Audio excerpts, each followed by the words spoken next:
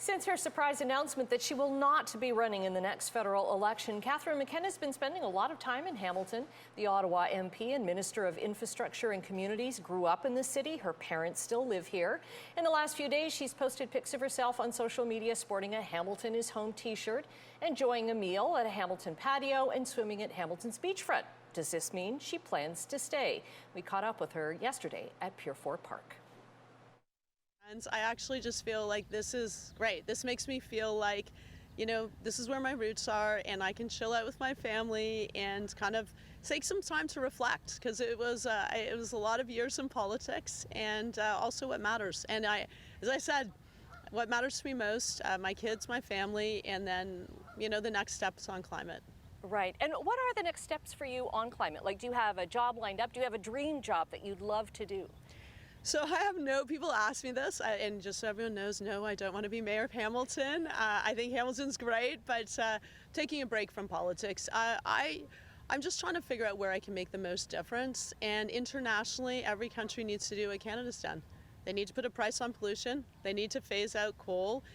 They need to be making these big investments in infrastructure like public transit. So I'm thinking a bit about how I can make a difference globally, but look, I'm not sure. I just know the thing is the thing, and the thing is climate change. We're seeing what's happening in BC with these massive fires that are literally torching communities in the space of hours. So we need to be focused, and that's something I'm really passionate on, and I just really want to make a difference on what I believe is the most important issue going forward. Right. I saw you tweet a few days ago something about you wish that all the people and all the energy that went into, finding a vaccine for COVID, that we would put that same amount of energy into solving climate change.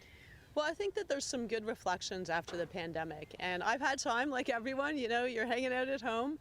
And if you look what we did on the pandemic, people didn't think we'd find a vaccine. I remember early days, people said we probably won't even get a vaccine. This is very hard.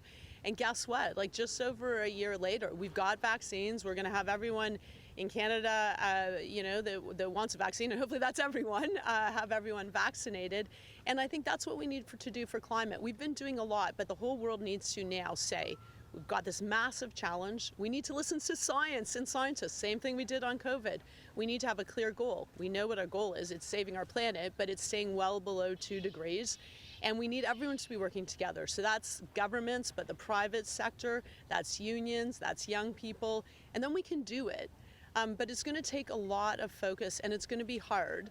And it's really important, and that's why, as I say, whatever I can do here in Canada, but also internationally, I will do. Do you think international is the scope that you're going to go? Well, I don't know, because I care greatly about Canada, but I think we've got to grind away. We've got a climate plan, we've got ambition, so we have to focus on that. But we need every country to literally do this. We have very important climate negotiations coming up, COP26, that has to be a success.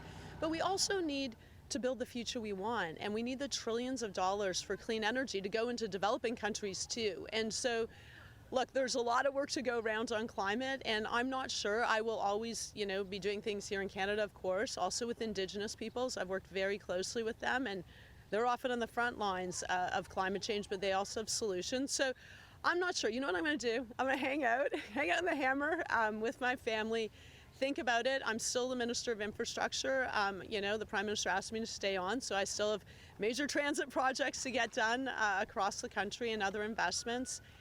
And then we'll see about the next steps. I haven't lived my life planning everything out, and serendipity is a good thing, and also just, sometimes taking a bit of a break. Right, and a break from that misogyny sometimes too, right? And it made me angry during your news conference where you were being asked, are you giving this up for Mark Carney? Is everything for, and then you saw all the memes go out that, oh, I'm doing this for Mark Carney to make room for Mark Carney, right?